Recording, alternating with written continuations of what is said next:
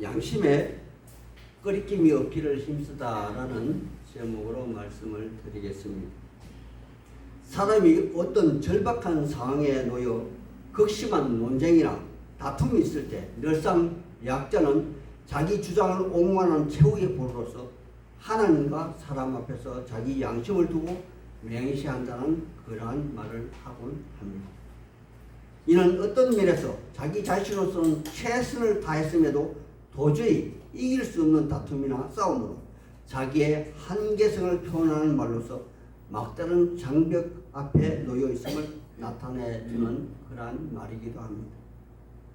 하나님의 사람들이요, 바울은 지금 당장이라도 로마로 선교를 떠나야 한다는 그러한 조급한 마음에 매여 있지만 하나님의 계획은 그가 아직은 때가 아닌 것인지 아니면 그 목적보다 더 중요한 다른 사유가 있거나 혹은 준비가 부족하여 여기 로마가 예루살렘을 통치하는 가이사라 감옥에서 2년이라는 그런 허송 세월을 보내고 있습니다. 그는 이 기간 동안 무엇을 위한 준비를 하는지도 모르고 자신도 어찌할 수 없는 그러한 그 감옥에 갇혀 있는 영혼의 몸이 되어서 그야말로 옴짝달싹하지 못하는 하나님이 허락하신 휴식의 시간을 그는 보내고 있는 것인지도 모르는 일입니다. 이는 사울이 다메섹 노상에서 소명을 받고 안디옥 교회에서 사역을 시작하기까지는 고향 길리기아 다소에서 10년이라는 그런 세월을 보낸 것과 마찬가지로 이러한 현상은 오늘날 우리 크리스찬들에게도 많이 나타나는 그러한 기다림의 현상으로 사람의 조급함에도 불구하고 하나님이 강권적으로 힘을 쓰게 한다는 그러한 사실일 것입니다. 그러하다면 만약 우리 현실 속에서 이러한 시간이 우리에게 주어진다면 우리는 어떻게 이러한 시간을 활용하는 것이 좋을까요? 저도 개척교회를 시작한 지가 벌써 10년 차이지만 아직도 지하교회를 벗어나지 못하는 것과 같은 이치가 아닌가 하는 제 생각으로 온전히 순종하는 마음을 배워야 할 것입니다. 하지만 그럼에도 불구하고 여기 바울의 가이사라 감옥의 2년의 기간은 단순히 순종의 시간만이 아니라 세심한 하나님의 섭리에 따른 그러한 결과에 따른 것일 것입니다. 따라서 이 기간 동안 여기 사도 바울은 소위 주변 지역의 이방 선교를 마치고 예루살렘에 이른 것은 갈라디아서 2장 10절의 말씀, 다만 우리에게 가난한 자를 기억하도록 부탁하였으니 이것은 나도 본래부터 힘써 행하여 왔노라 한 고백처럼 베드로 사도의 부탁에 따른 그런 구제 헌금 전달로 인한 이방인 교회와 예루살렘 교회가 하나가 되는 그 연합체가 되는 그러한 기간이었으니 이는 다른 말로 하면 바울 사도의 사도적 정당성과 또 이방인 크리스천을 인정하는 하나의 커다란 매개체가 되었을 것입니다. 하지만 무엇보다도 중요한 것은 바울 사도의 세계 선교가 구속사적 의미로 선지자적 비전의 성취의 메시지를 남기는 그러한 시간이었다 말할 수 있을 것입니다. 본문을 한번 살펴보겠습니다. 먼저 1절과 2절의 시간적 공간적 배경과 처해진 상황 설명을 하고 있는 것입니다.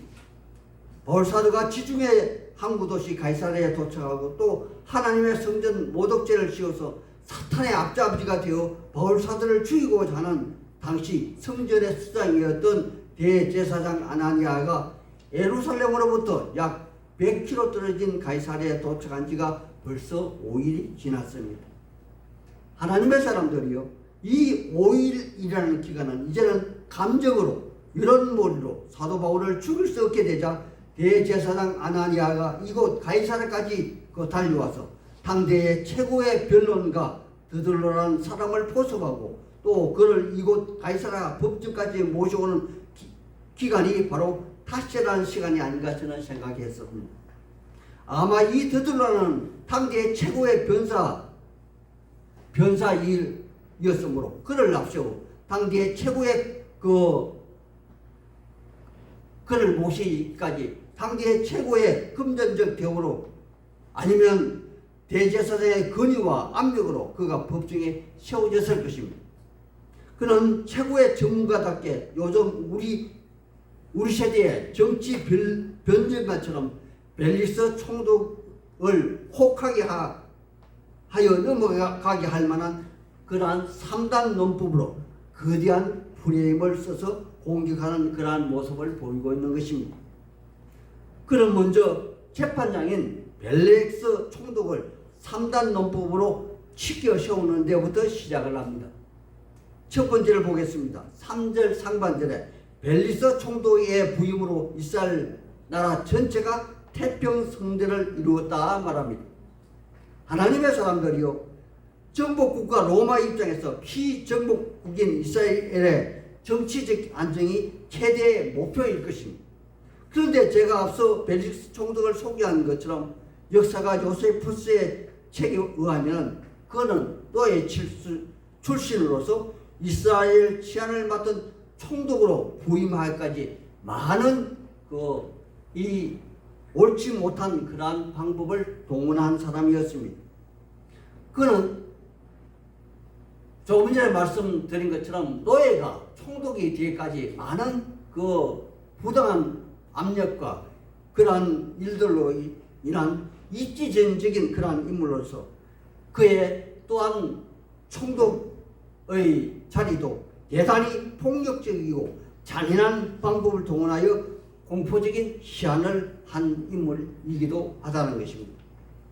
따라서 결과론적으로 피정복국이었던 이스라엘이 대체로 공포정치의 대가로 인하여 잠시 잠깐 동안 그러한 평안을 누린 것도 사실일 것입니다.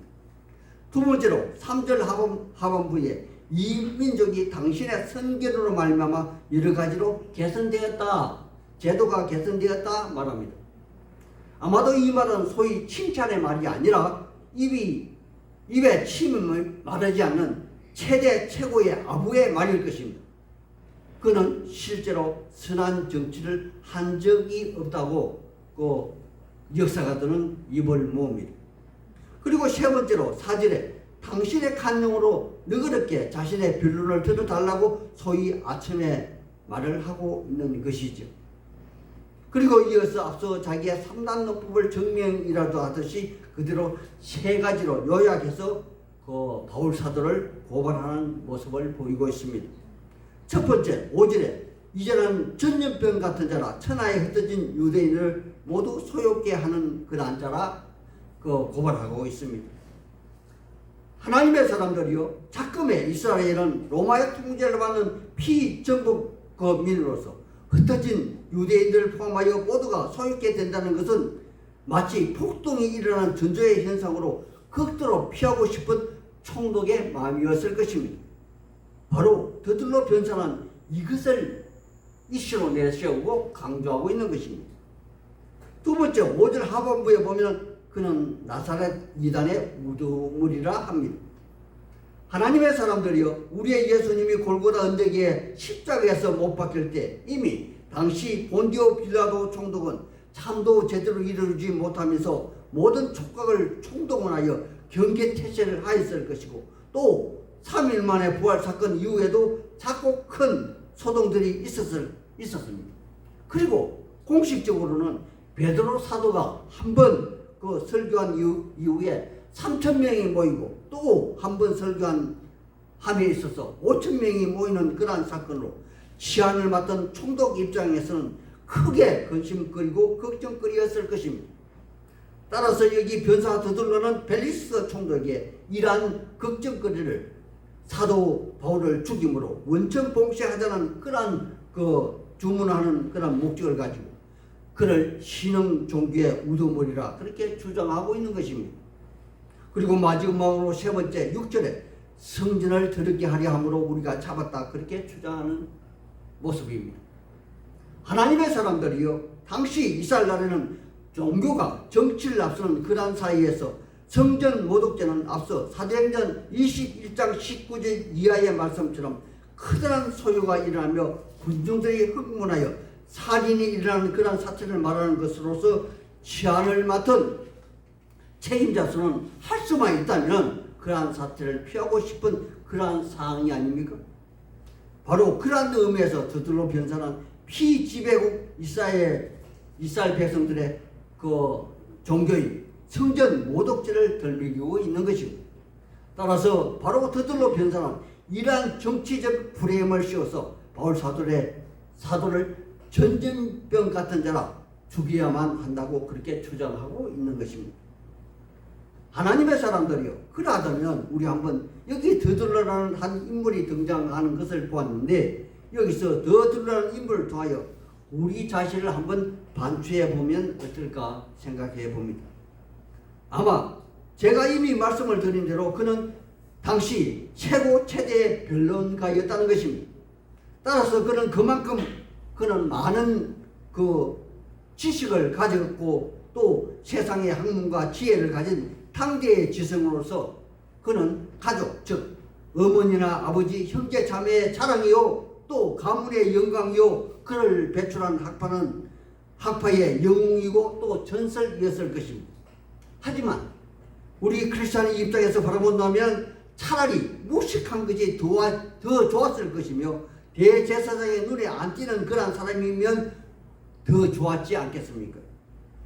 이 말은 근본 바탕이 안티크리스천이면 아무리 재능이 우수하다 한들 마귀의 유혹에 빠져서 적 그리스도가 될 수밖에 없으며 하나님의 진노 또한 더 가중되리라는 것쯤은 불을 보던 뻔한 그러한 이치의 말이라는 것이며 차라리 저처럼 여기 목사처럼 조금 무식한 것이 낫지 아니하냐 그러한 말인 것입니다.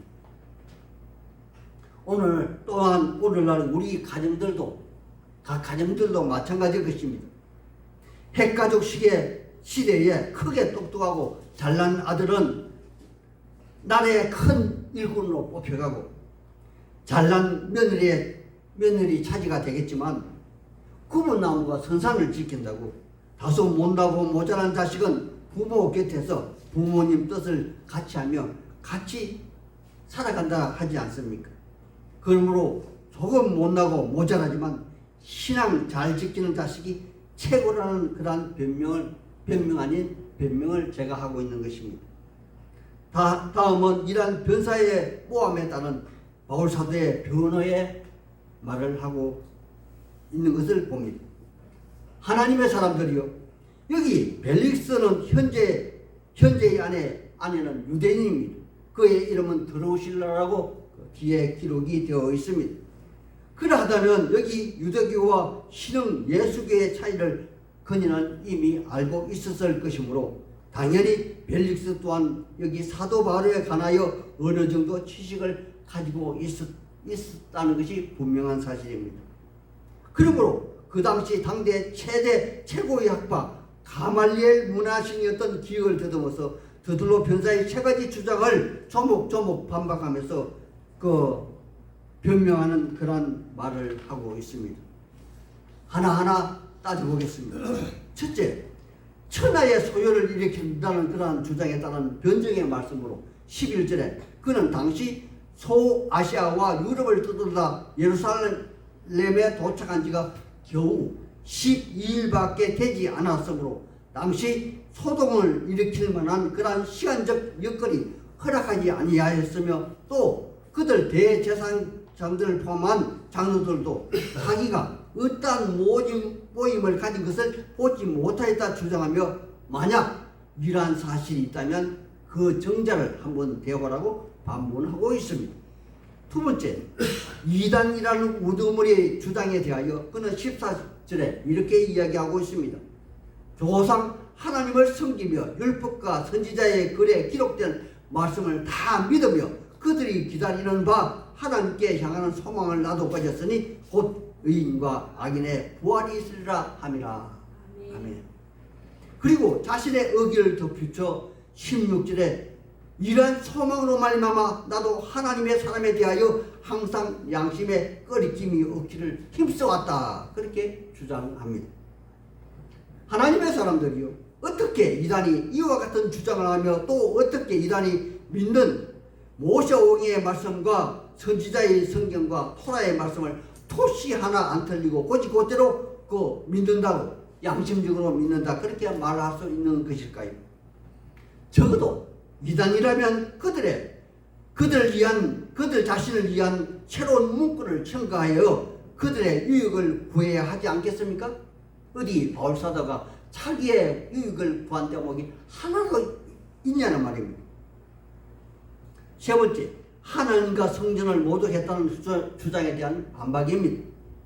하나님의 사람들이요, 어떻게 하나님의 성전을 모독하고 하나님을 배반한다는 자들이 자기의 소욕을 억제하며 성전에서 예물을 드리며 이스라엘 민족을 위하여 구제 헌금을 가지고 올 수가 있냐는 것입니다.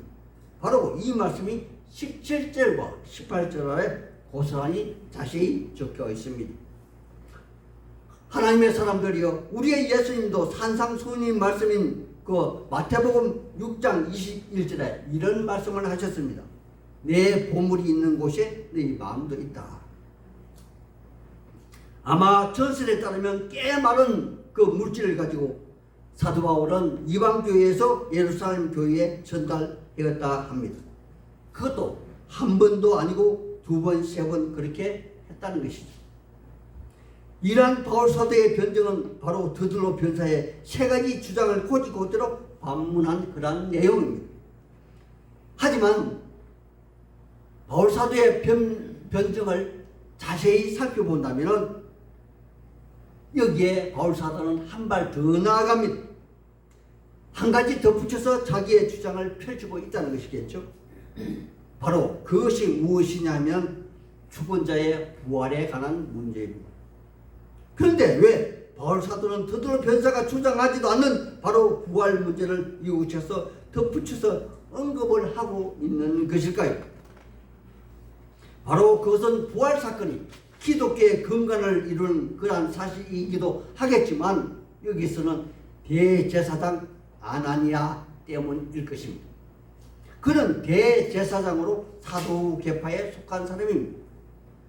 그러하다면 앞에서 보았듯이 부활을 믿지 않은 자들이 바로 사두개파이며 또 사두개파의 우두머리가 바로 대제사장이라는 것입니다. 그러므로 여기 바울 사도는 현실주의자인 대제사장 아나니아와 정면 충돌을 택하고 있는 것입니다. 이것이 바로 오늘 본문의 주된 요지입니다. 이제 말씀을 맺겠습니다. 하나님의 사람들이여, 우리 믿는 하나님의 사람은 지금 현실에서도 하나님의 보호 아래 평안을 누리고 또 보호를 받지만 히브리서 11장 히브리서에 기록된 그러한 말씀처럼 더 좋은 미래를 위해서 현실의 평안을 양보하는 그러한 지혜를 가진 하나님의 사람들이 아닙니까? 바울 사도는 기꺼이 더 좋은 미래를 위하여, 아니 하나님의 사랑의 실천을 하기 위하여 우리 예수님이 우리 믿는 자에게 내려주신 지상 최고의 명령인 땅 끝까지 이르는 정인의 모습으로 살기를 맹세한 그러한 하나님의 사람인 것입니다. 이러한 바울 사도의 뜻을 하나님이 크게 여기시고 여기서도 그를 보호하시기 위해 하나님의 방법인 로마 군인 안토니아 성에서 벨릭스 총독이 천부장과 백부장을 시켜서 그를 보호하고 있는 것을 우리는 본문에서 살펴보았습니다. 이것은 비록 믿음 없는 눈으로 바라본다면 로마 감옥에 갇혀있는 초라한 신세의 사도 바울을 바라보겠지만, 믿음의 눈으로 바라본다면 구약의 다윗이 언급한 말씀처럼 바로 생명 싸개로 바울을 보호하시는 하나님의 권능이 보일 것입니다.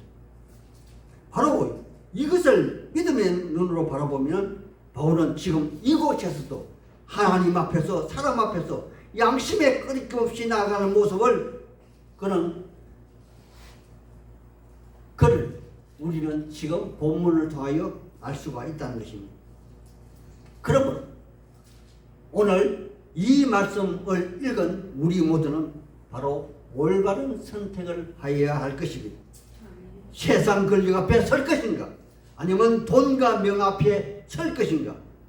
그것도 아니면 더 나은 미래 앞에 현실의 삶을 조금 양보할 것입니다.